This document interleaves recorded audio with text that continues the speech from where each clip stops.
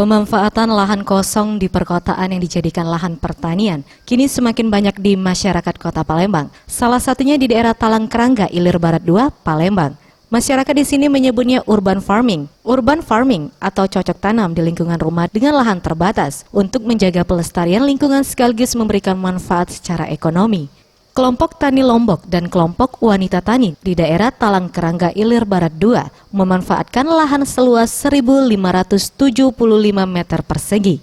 Ridwan Kadir, salah satu pengelola, mengatakan pemanfaatan lahan tidak terpakai yang dijadikan lahan pertanian untuk berkebun ini sudah dilakukan sejak 2014 dan ditanami dengan berbagai jenis sayuran seperti sawi, kemangi, cabai, dan tomat. Selain menanam sayuran, di sini juga terdapat tambak lele dan buah-buahan seperti pisang dan ubi. Pak Ridwan, ini untuk bibit-bibit yang ditanam sini didapat dari mana, Pak?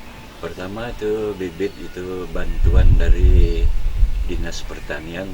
Pengelolaannya ini sih kita kelola dengan sama-sama dengan kelompok Wanita Tani Lombok.